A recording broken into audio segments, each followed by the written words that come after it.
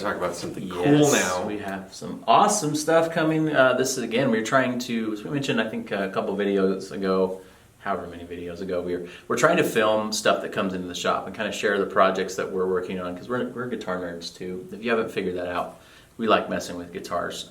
It is our job to mess with guitars, but when stuff comes in, we get to kind of do the pickup chooser in person, right? We get to solve people's problems. So we had this Jazzmaster come in. Marco, maybe why don't you talk a little bit about the guitar and kind of what the customer is wanting and maybe what we did, and then we'll get over to the bench and show you how we're going to put this pickup in. Yeah, and well, normally when you come in, it'll probably be me or Brian that is here to receive your guitar and just hear what you have to say about it and stuff like that. But this actually happened while I was out. So Ben, our helper guy, was here, and he was kind of like, I don't know what to do, but he did it really well. Talked to the guy, listened to what he had to say, and like the feedbacks and the symptoms. And this is actually going to go a very extreme direction. Like you see a Jazzmaster, you're thinking some surf music maybe. Yeah. But this is actually going to get ready to do some heavy metal chugging sort of detuned riffs. So yeah, we're going to throw a variation of our J90 in there, right? Yeah, something to kind of beef it up and punch it up. Like you mentioned, he wants to do extreme, like higher gain and a bridge position. So we'll kind of get into the tone profile that we're going for, but we did a little bit of matching for the phase and for the polarity of the pickups, because he just wants one pickup. So what we had to do is kind of make sure that pickup's going to match the other one that's in there. Yeah, and it's kind of got a classic look, but it's not a full Jazzmaster, it doesn't have the rhythm section or the big trem, so it's pretty interesting, and I think it's going to really respond well to the treatment. Definitely. Yes, definitely. Well, let's jump over to the bench and we'll take a closer look at the pickup that we did, talk a little bit more about the tones that we're expecting out of this pickup, and then we'll share you some sound clips at the end, but we want to walk you through the install as well, so let's take a look. So first thing we're going to do is take off the pickguard screws. We're going to get the strings loosened, and then we'll talk about this pickup here. Here is a close-up shot of the J90. So we have the dual bar magnets on the bottom, the regular humbucker type poles on the top.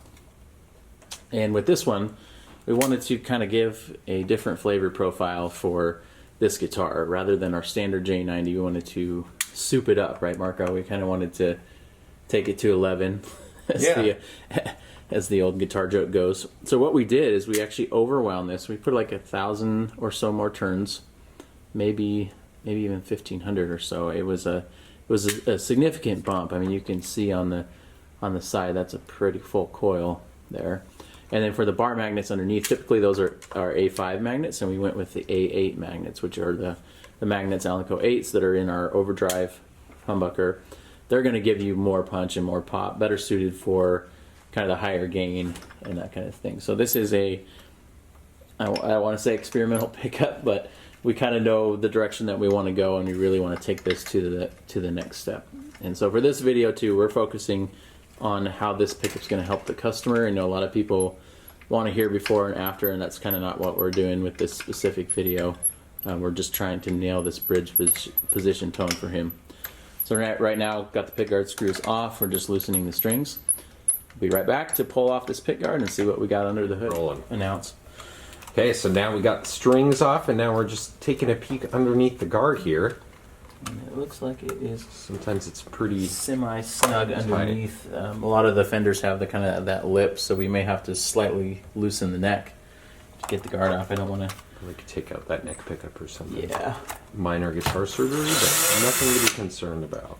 One thing too is when you're working with these wood mount screws, you really want to find a screwdriver bit that's got almost more of a little square head at the top, because you don't want to strip those out as you're trying to remove the pickup. You want the best possible bit that matches everything as perfect as possible. So let's see if we can pull this out here. So maybe use that as a little gap to slide this out. Just enough. Sweet. All right, so now we're going to focus on, we had to put this pickup back down to get the guard off. Here's a look at the guard. Fairly simple wiring. We're obviously going to follow the wires from the bridge pickup and make sure we hook those up back in the right place. If you're doing an install like this, you might want to take a couple shots with your phone to remember where things go. If you have a diagram, that's great. Sometimes the color codes are going to be different on a lot of Fender pickups, so the hot of the bridge pickup here is yellow and the hot on the neck is white. So just keep that in mind. And we'll take this out and see if we can get this other one in there.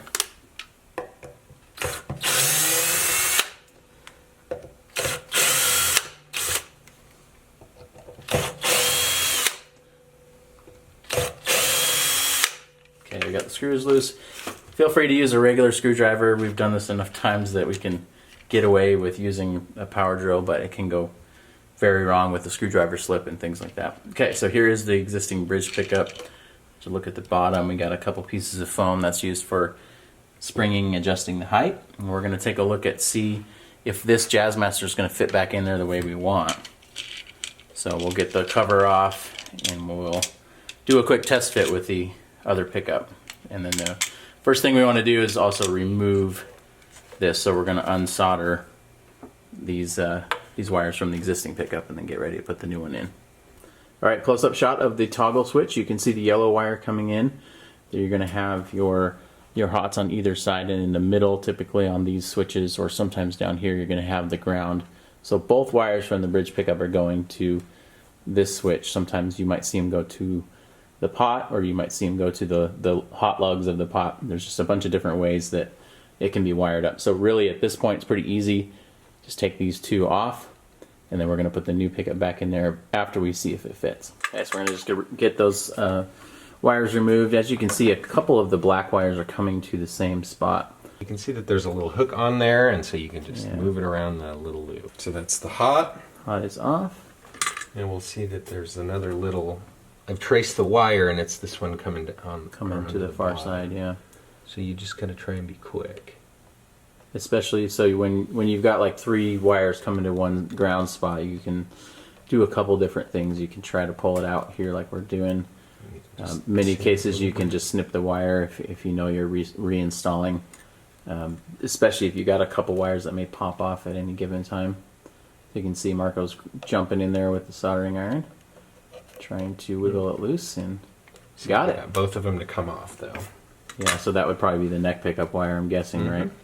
So we can leave that there. You can put it back, but obviously we know we're going to be putting a couple more wires back into that spot. Okay, up close on the bridge pickup route, you can see the foam, which basically acts as your springs to adjust the height.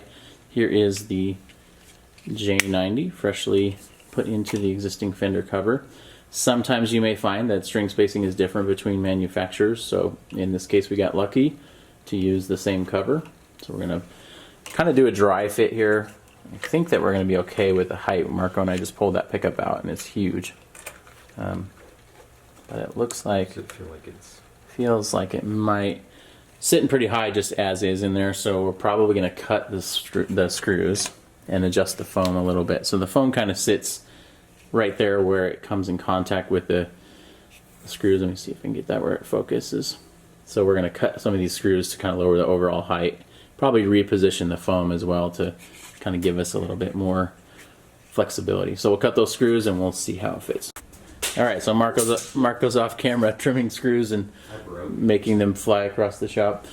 I'm going to take these pieces of foam and turn them sideways on either side of the pickup to see how it's going to drop in there. I mean, we've got the bar magnets underneath, so we might run into some of that. Typically this is just going to be an adhesive foam. We can pull that off.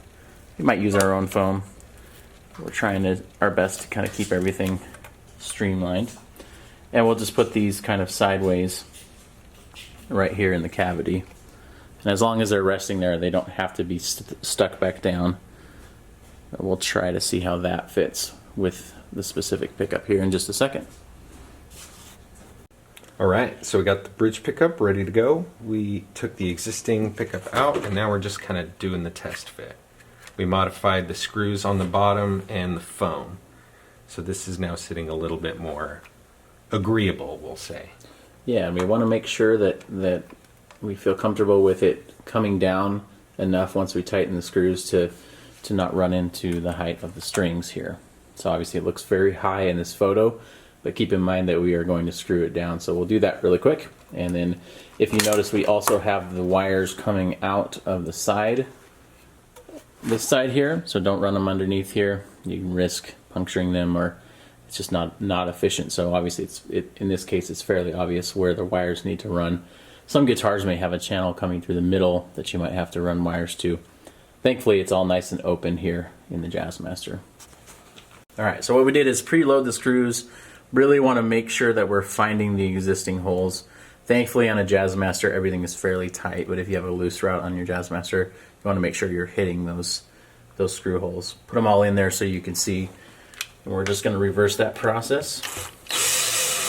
Go back down. I like to kind of run opposite on the Jazzmasters, just try to make sure that I've got those two in where I want before I start taking the whole thing down. I'm going to take that one down a little bit more. And then I'm kind of going to work back in that zigzag formation, come back over to this side here.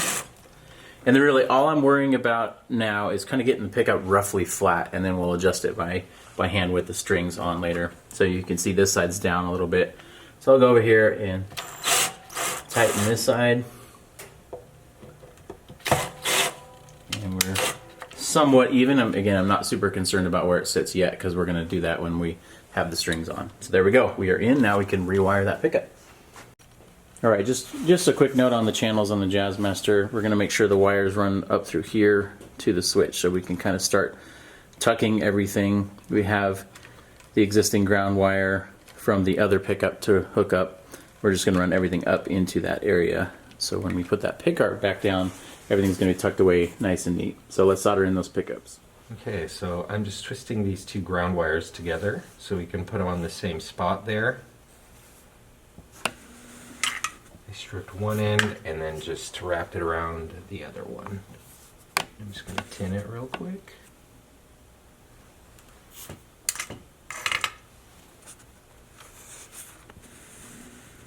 And this is where it's going to go, right up in there. So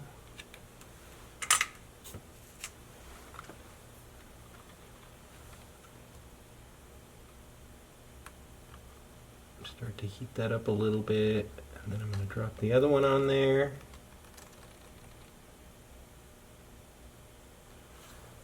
And that's on there. So when you're making that loop, you're trying to get mechanical connection. You're trying to get metal to metal, not just rely on the solder joint, basically, right? Mm-hmm. Although it's being a little so that way, if the solder gets cold or if it starts to fail, you're still contacting the metal parts, and it's giving you a lot more secure connection and a lot more reliable connection. Road ready, we might even say. Road ready.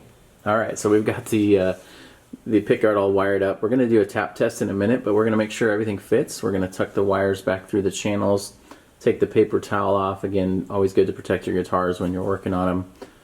Fit that back down, and before we really screw it down, we're going to make sure our connections work with a simple tap test. All right, so we got the guitar wired up. Pickguard is back down. We're going to do the simple tap test. We're going to move the switch to each position and make sure we're getting a audible sound when we move through.